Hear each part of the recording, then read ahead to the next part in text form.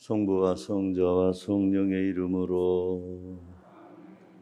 우리 주 예수 그리스도의 은총과 하느님의 사랑과 성령의 친교가 여러분 모두와 함께.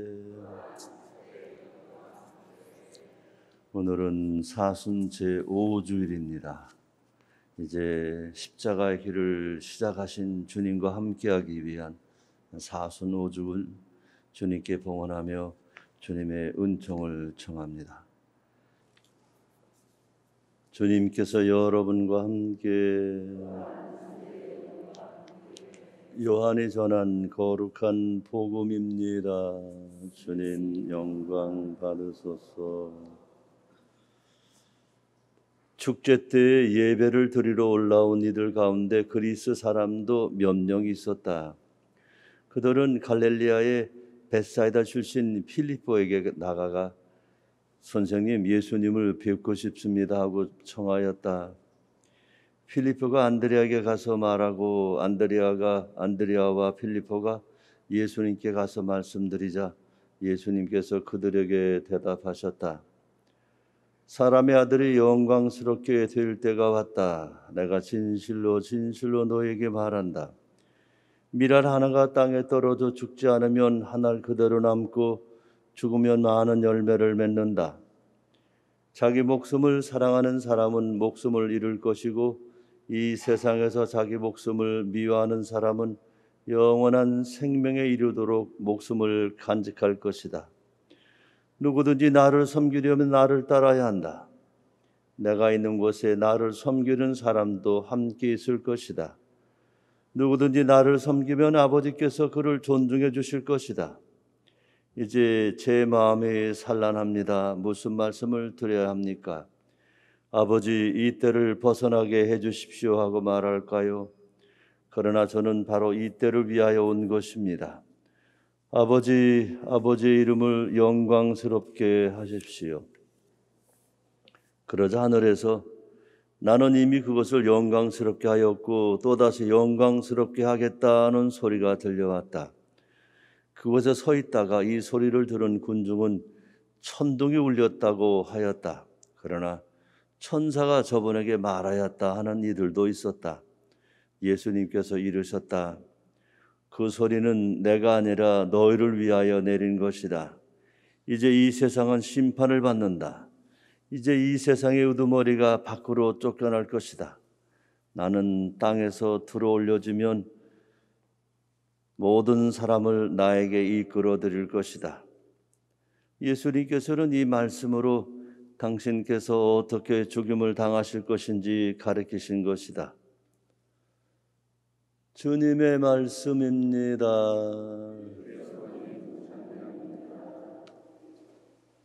그래, 오늘은 특별히 사순절 특강을 한다고 말씀드렸는데 한 20분 정도 말씀을 드릴까 합니다.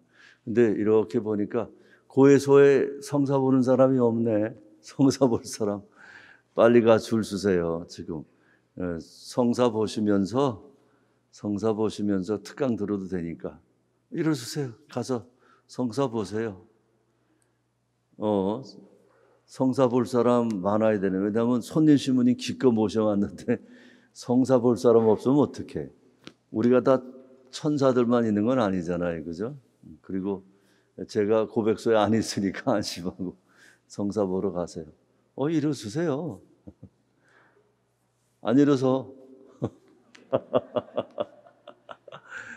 손님 신부님 계시 성사 볼 사람 지금 없어요. 그럼 어떻게? 신부님 가셔야 되니까 가시기 전에 성사 보러 가세요. 저는 오늘 20분 특강을 하면서 그냥 여러분한테 다른 손님 신부님 모시고 오시면 정말 본전 생각나잖아요. 요즘에 그 코로나 바이러스 사회적 거리두기 단계 2단계이기 때문에 몇 사람 못 들으니까 그렇다고 사순절인데 그냥 넘어가기 어려워서 이렇게 특강을 하긴 하는데 여러분 그 나무에 그 열매 맺는다는 것처럼 벌써 여러분과 함께 4년여 있었는데 오늘 특별히 무슨 말 나오겠어요. 그냥 그죠? 그래도 우리 본당도 특강했다 하는 그 본당 역사에 남기기 위한 일이니까 너무 긴장하지 마시고 잘 들으시기 바랍니다. 그래도 특강 한다는데 볼펜 한 자루 들고 오신 분도 안 계신 것 같아요. 그죠? 참 그래요. 편안하게 특별하게 걱정하지 마시고 그냥 편안하게 들으시기 바랍니다.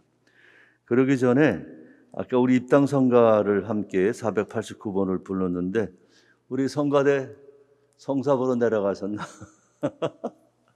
그래요. 빅토리아 보았나 십자가의 주님을 한번 연주 한 번만 해줘봐. 그냥 489번 네. 한 1절만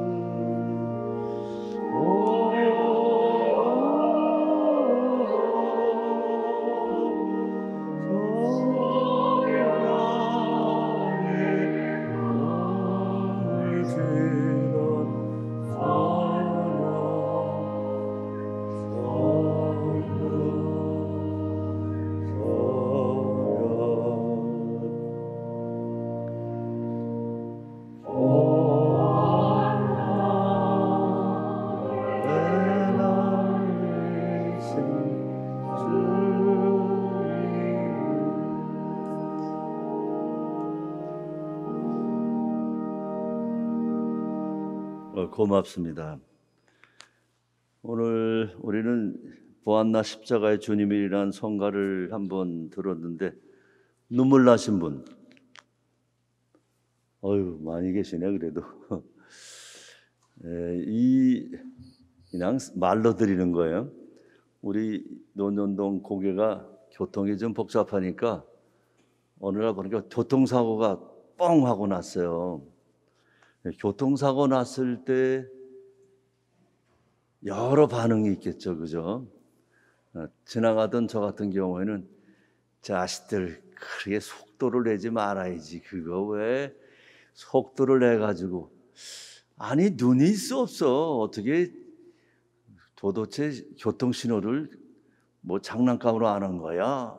이러는 반응이 있을 수 있겠죠. 그죠? 그런데 교통사고 난 사람이 많이 다쳤어요. 그때 지 엄마가 보면 뭐라 그럴까요? 그죠? 다를 거예요. 길 가던 사람이 바라보는 교통사고 현장하고 가족하고는 다를 거예요. 그죠? 오늘도 우리가 들은 이 보았나 십자가의 주님을이라고 하는 이 노래를 들을 때 그래요. 저도 최근에 부활이라는 영화를 어떻게 보게 됐는데 로마 병정들이 십자가에 달린 사람들을 바라보는 것하고 그래요. 그때 십자가 밑에 성모님이 계셨으니까 성모님이 바라보시는 것하고 같지는 않죠. 그죠? 다를 거예요. 아주 다를 겁니다. 사실 우리는 어떤 사물, 사건, 인물을 접하게 되거나 바라보게 될 때 관계에 따라서 달리 보입니다. 달리 느끼게 되는 거죠. 즉 일어난 사건이 나와 얼마만큼 밀접한 관계가 있느냐 또는 관계가 그렇게 많지 않냐에 따라서 사물을 바라보는 우리의 태도와 자세가 아니면 반응이 그리고 행동이 다르다 하는 얘기를 이제 하는 거죠. 그래서 오늘 제가 정한 제목은 거룩함의 여정이라고 이름을 붙였는데 사실 이 거룩함의 여정이란 말은 마태복음 5장을 이제 출발점으로 합니다. 왜냐하면 마태복음 5장 48절에 주님 이렇게 말씀하시죠. 그러므로 하늘에 너희 아버지께서 완전하신 것처럼 너희도 완전한 사람이 되어야 한다. 사실 이 복음 말씀은 마태복음 5장, 6장, 7장이라고 하는 특별한 말씀집 때문에 이 마태복음 5장 48절이 의미를 압니다. 왜냐하면 5장, 6장, 7장이라고 하는 이 부분은 특별히 메시아적 율법이란 다른 이름을 가지고 있습니다. 그러니까 다른 성경과는 달리 특별히 마태복음 5장, 6장, 7장에는 예수님께서 나는 이렇게 말한다 하시며 예수님의 율법, 예수님의 가르침이 특별히 있겠고, 사실은 이 마태복음 5장, 6장, 7장은 우리 예비 신자들이 세례받기 직전에 마지막으로 하는 피정 때에 주님을 따르기 위한 길이라고 하는 그런 다른 이름으로 주님을 따르기 위해서 무엇을 어떻게 해야 될 것인지에 대한 기준을 알려주는 이름으로 특별히 만들어진 그런 말씀들이기 때문에 이 세례를 받고 싶어 하거나 아니면 그리스도교 신자가 되고 싶어 하는 사람들이 알아야 할 신앙의 여정, 거룩함의 여정의 핵심적인 내용이기 때문입니다. 그리고 그 제목만 봐도 여러분 특별합니다. 마태복음 5장은 뭐로 시작하죠? 그래요, 산상설교, 산상수훈 또는 진법팔단이라고 하는 말씀으로 시작하죠. 세상에 이런 말씀을 하신 분이 아무도 계시지 않습니다. 예수님 이외에는. 그래서 예수님의 특별한 말씀으로 시작되는 이 마태복음 5장은 산상수훈이라는 또는 진법팔단이라고 하는 또는 참 행복이라고 하는 말씀으로 시작이 되는데 그 제목만 보면 이렇습니다. 여러분 강의 들을 때 한 가지 팁 드릴게요. 서론이 길면 본론이 짧다. 안심하시고 들으시기 바랍니다. 그렇게 제목만 보면 너희는 세상의 빛, 세상의 소금, 또 예수님께서 나는 율법을 폐지하러 온 것이 아니라 완성하러 왔다 하는 말씀, 화해하여라, 극기하여라, 뭐 아내를 벌어서는 안 된다 하는 말씀도 있고, 정직하여라, 폭력을 포기하여라, 원수를 사랑하여라. 이게 5장 말씀의 마지막 부분이에요. 원수를 사랑한다는 게. 그리고 6장에서는 올바른 자선, 올바른 기도, 그리고 주님의 기도, 올바른 단식, 너는 몸과 마음의 등불이라는 말씀, 그리고 하늘이냐 재물이냐, 세상 걱정 하느님 나라, 남을 심판하지 마라, 거룩한 것을 욕되게 하지 마라, 그리고 우리가 알고 있는 청하여라, 찾아라, 문을 두드려라. 청하면 찾고 받고, 찾는 이는 얻고 문을 두드리는 이는 열릴 것이다 하는 말씀. 그렇게 해서 이제 주님 말씀이 이제 끝나게 되는데 청중의 반응이 7장의 마지막으로 되어 있습니다. 군중은 그분의 가르침을 몹시 놀랐다. 그분께서 자기들의 율법학자들과는 달리 권위를 가지고 가르치셨기 때문이다 하는 말씀으로 이제 5, 6, 7장이 마감이 됩니다. 하늘에 계신 너희 아버지께서 완전하신 것처럼 너희도 완전한 자가 되어라. 완전한 자가 어떤 것을 말씀하시는지 나름대로 여러분들은 알아들으셨겠습니다. 그리고 말씀 하시는 그 말씀 내용마다 아이고 하다못해 원수를 사랑하라는 말씀 한마디만 하더라도 아이고 내가 원수를 잊어버리긴 해도 사랑하지 못한다는 말씀 알아들을 수 있겠죠. 그래요. 이렇게 완전한 자가 되어라 하는 말씀의 내용은 어떻게 보면 처음 들을 때 아이고 안 들으지만 못하다, 못 들었더라면 낫을 걸 하는 그런 생각도 하게 되겠고, 그래서 사실은 그래서 우리 천주교 신자들이 요즘 우리나라 통계를 보게 되면 서양의 통계를 보게 되면 한 10% 정도 수계 생활한다 그래요. 이 수계 생활한다는 말은 주일 미사하고 교목음 내고 또 나름대로 여러 가지 단체 활동하는 것으로 드러나게 되죠. 이게 제가 어떤 문서를 하나 접한 것이 1980년 초반이었는데, 그때 이제 한국 천주교가 이제 아조르나멘토라고 하는 그런 이름하에, 아조르나멘토 하는 말 자체는 현대화, 현실화라는 이태리 말입니다. 그래서 아조르나멘토라고 하는데, 그때 우리나라에 어떤 특별한 그 말씀을 전하러 온 다른 나라의 선교사 같은 신부님이 어떤 본당을 보면 10%의 사람들이 모든 걸 다 한다 라고 하는 말을 하시자, 그때 우리 한국 천주교의 신부님들이 아이, 세상에 그런 나라가 어딨냐, 그런 본당이 어딨냐라고 어떻게 보면 항의를 하셨어요. 그거 딴 나라 얘기다. 이태리나 아마 이태리나 스페인이나 플란사 같은 그런 나라 거다 하고 말을 했거든요. 그랬는데 이제 그때가 80년이니까 한 40년쯤 됐죠.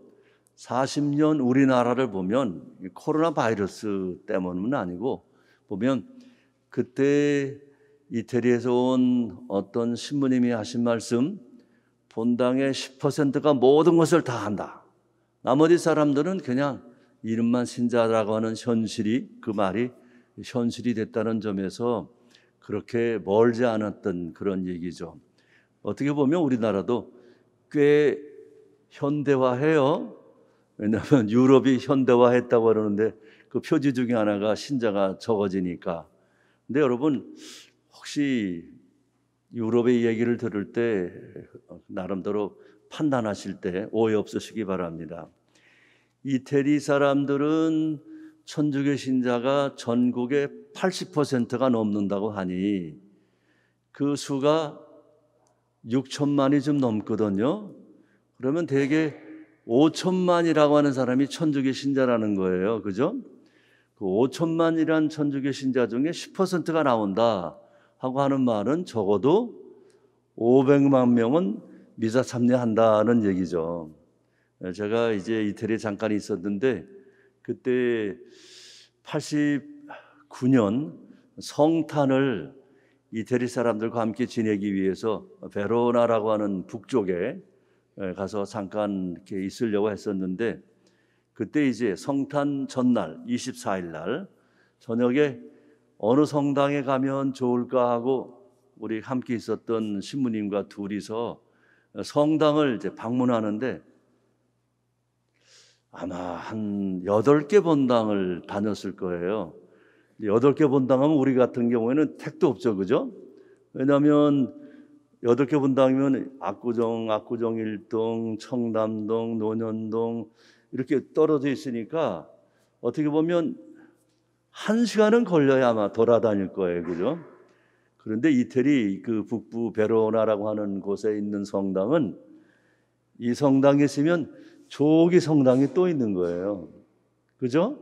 전국이 천주교 신자이고 비록 나오진 않아도 동네마다 논현 1동 같은 경우에는 아마 본당이 아마 한 15개 정도 있다고 생각하시면 맞죠. 왜냐하면 여기 영동시장 입구에 하나 있고 논현역 쪽에 하나 있고 그다음에 이쪽 학동 입구역에 하나 좀 있고 건너서 이 관제청 쪽에 하나 있고 그다음에 이렇게 보면은 또 임페리얼 호텔 쪽에 하나 있고 이런 식으로 동네 성당이 주르륵 있는 거예요.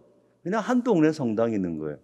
그러니까 인구 한 2, 3천 명 정도 되는 곳에 본당이 하나 있는 거예요. 그리고 심지어는 어떤 성당은 사거리에 본당이 6개야.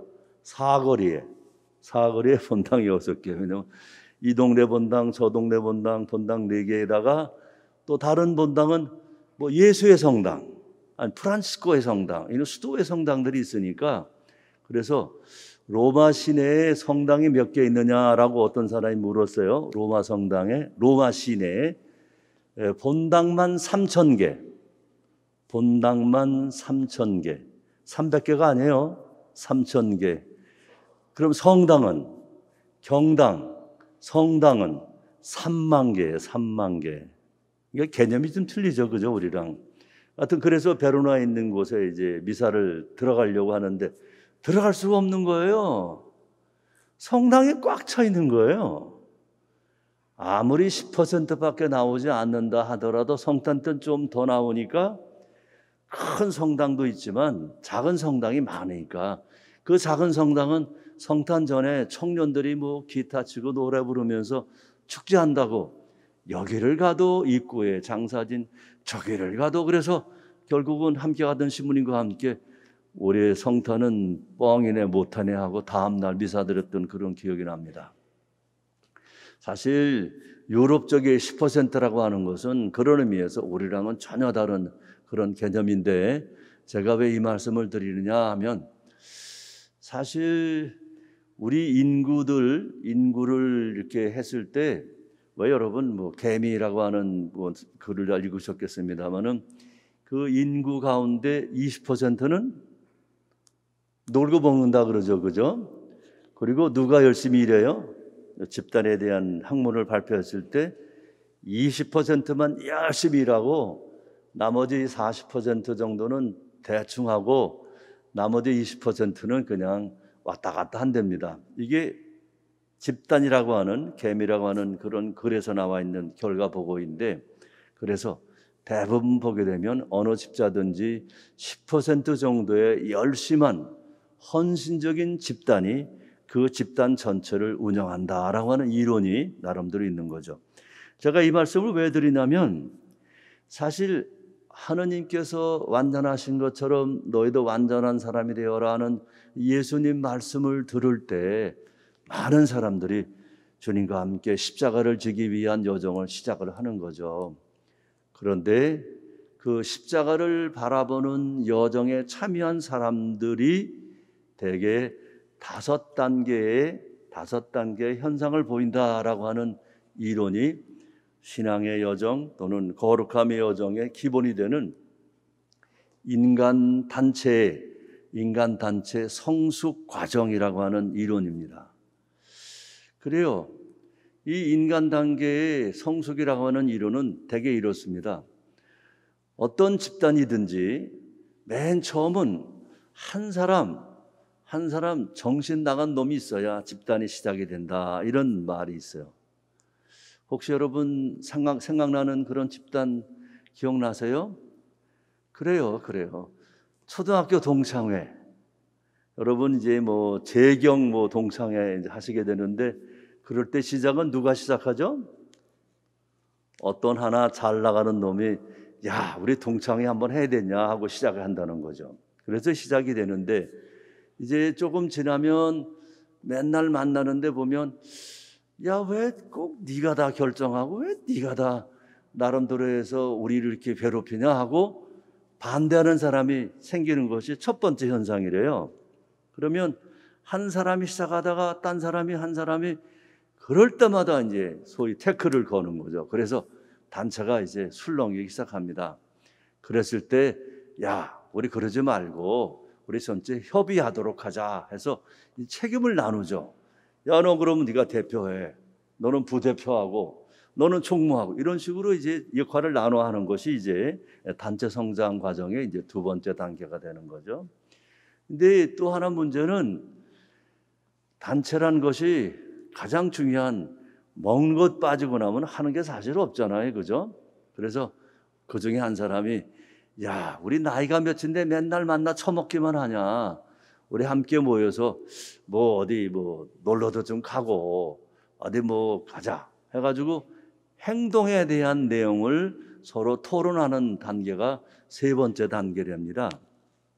그리고 그 내용이 자기들을 위한 나름대로의 어떤 활동에서부터 다른 사람을 돕는 활동으로, 야, 이제 나이도 먹었는데 우리 고아원도 좀 한번 하고, 뭐 고아원이 요즘은 없어졌습니다만 나름대로 어린이집 다 도와주기도 하고, 또 양로원도 아니면 뭐 방문해서 좀 우리 도와주도록 하자 해서 처음에는 자기 자신을 위한 또는 공부라든지 여러 가지 성경 공부 이런 것들을 하다가 조금 지나면은 이제 다른 사람을 위한 헌신 과정으로 변화되고 지속적으로 다른 사람을 위해 자기를 나누는 삶을 나누기 위해 지속적인 만남으로 바뀌는 것이, 그러니까 처음에는 뭔가 하기 위해서 만나다가 나중에는 다른 사람을 위한 어떤 활동으로 만나게 되는 것이 보통 단체의 심리적 성장 과정이라고 한답니다.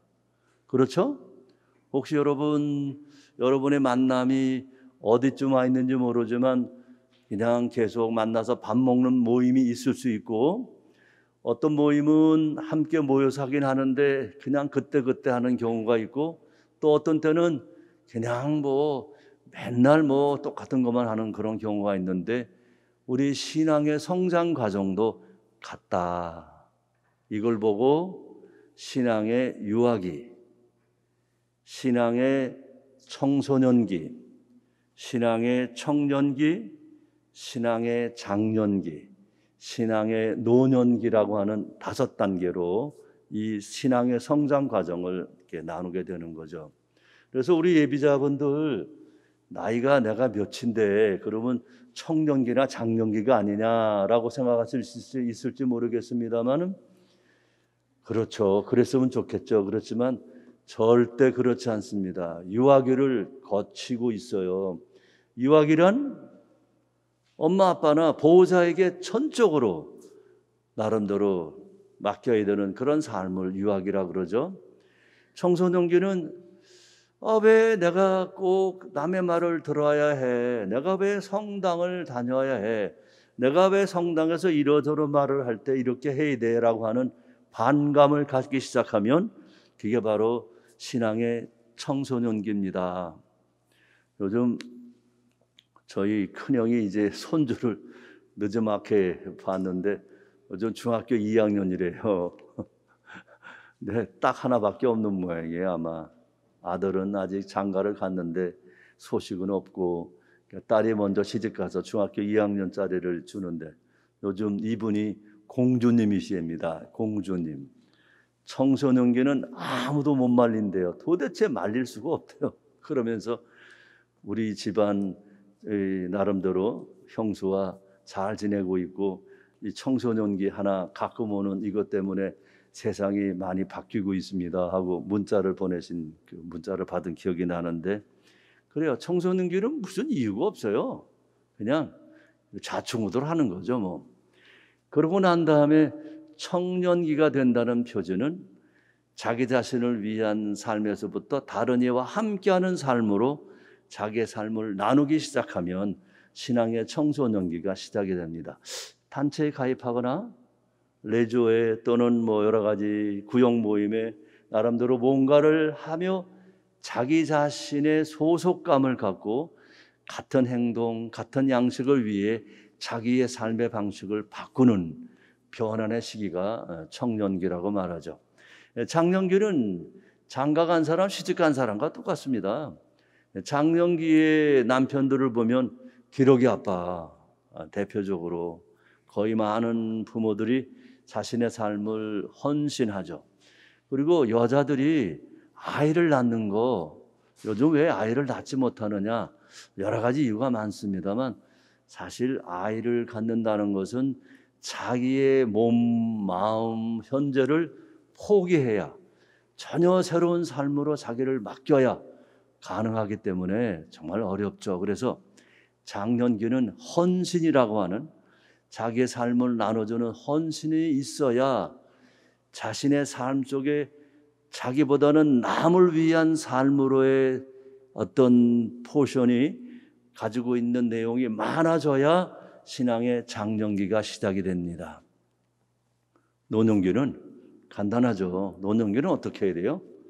포기하는 거죠. 모든 것을 포기하는.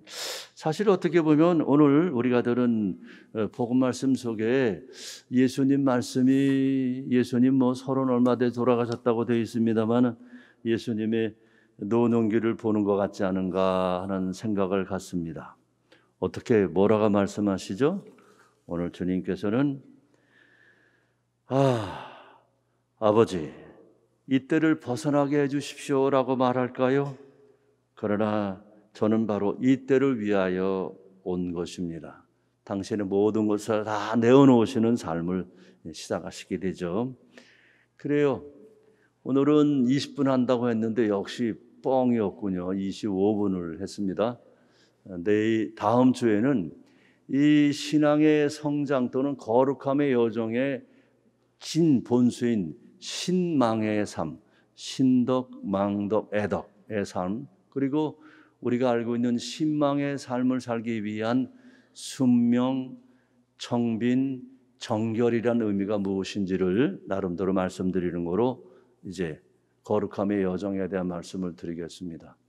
알아두시는데 도움 되셨기를 바랍니다. 괜찮으셨어요? 네, 적어도 본당 지부가 여러분을 위해서 아주 짧게 하려고 애를 썼는데 그래요. 원래 이 강의는 적어도 3시간은 해야 되는 나름대로 얘기인데 여러분 짧게 들으셔서 듣기에 모자람이 있었지 않았는지 걱정입니다. 그래도 좋으신 주님께서 우리에게 알려주시고 또 한 가지 정말 우리에게 내일이 있다는 것, 오늘과 다른 내일이 있다는 것처럼 큰 은총은 없습니다. 우리가 신앙의 여정에, 거룩함의 여정에 유아기에 있든 청소년기에 있든 중요한 것은 다음 단계로 옮기기 위한 우리 나름대로 주님을 따름, 주님과 함께함이 우리의 과제이겠습니다. 수고하셨습니다. 참 예수님, 그래요. 오는 토요일부터 우리 유초동부 가족 토요 미사가 재개되는 것 알려드리고 많은 분이 함께할 수 있도록 알려주시기 바랍니다. 그래요. 아직도 거리두기 2단계가 지속되고 있어서 그래요. 오는 3월 28일 돼야 이제 나름대로 획정이 되겠습니다만 우선은 성주간이 시작이 되는데 성주간 월화수는 평일 미사와 같고 목요일은 주보 오른쪽에 보시는 것처럼 저녁 8시에 주님 만찬 미사가 있겠고요. 그리고 금요일은 오후 3시에 십자가일, 그리고 저녁 8시에 주님 순환 예식이 있습니다. 보통 주님 만찬 미사 끝나고 나면 우리가 밤샘 성처 조배를 했는데 올해는 성전에서 하라고 교구에서 또 교황청의 지시에 따라서 성전에서 할 수 있도록 변화됐습니다. 그래서 처음에 20명만 제한한 것은 순환 감시를 보통 우리는 시문방에서 했죠. 그래서 그렇게 할까 그랬는데 그래도 계속 그냥 20명을 선착순으로 해서 성전에서 주님 순환 감실 성처조배가 있다는 것 다시 한번 알려드립니다. 그래서 여러분 그 사무실 앞에 있는 명단 작성에 유념해 주시기 바라고요. 부활 성야는 저녁 8시에 6시 또 다른 미사 없이 저녁 8시에 성야 미사만 있는데 빛의 예식이 따로 있지 않습니다. 그래서 여러분 보통 초 준비해 오시는데 올해는 초 없이 그냥 오셔도 되겠습니다. 그냥 초에서 볼을 옮기는, 그러니까 이웃 간의 접촉을 하지 않도록 하기 위한 배려인 듯 보입니다. 그리고 4월 4일 부활 대축일은 아침 6시 반 미사 없이 9시, 11시, 오후 6시 미사 있다는 것 다시 한번 유념해 주시고 그 다음 주 부활 두 번째 주일부터는 아침 미사가 6시로 변경되는 것 여러분 기억해 주십시오. 지난 성탄 때쯤 세례식을 하려고 했었는데 여러 가지 사정으로 미뤄졌는데 2021년 세례식을 부활 대축일 12시 미사 중에 있다는 것 알려드리며 미리 준비하시는 분들 막바지에 마감 잘 해주시기 바랍니다. 여러분의 정성 어린 헌금 교무금 또 소송전 권리기금 감사드립니다. 성경 통독 이제 17주간에 들어섰죠. 역대기 현재 제1역대기, 제2역대기로 넘어가고 있는 중인데 지금이라도 성경 통독을 원하시는, 시작하시길 원하시는 분은 우리 막시마 수녀님께 나름대로 안내받으시기를 안내해 드립니다. 그래요. 기도합시다.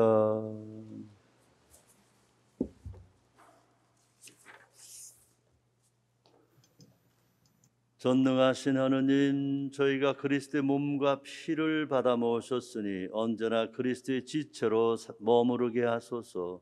성자께서는 영원히 살아계시며 다스리시나이다. 머리를 숙이시고 기도문 끝에 아멘 응답하시면 됩니다. 주님께서 여러분과 함께, 주님 자비의 은총을 바라는 주님의 백성에게 강복하시어 저희가 청하는 것을 가르쳐 주시고 청한 것을 너그러이 베풀어 주소서. 우리 주 그리스도를 통하여 비나이다. 전능하신 천주 성부와 성자와 성령께서는 여기 모인 모든 이에게 강복하소서. 주님을 찬미합시다. 하느님 감사합니다.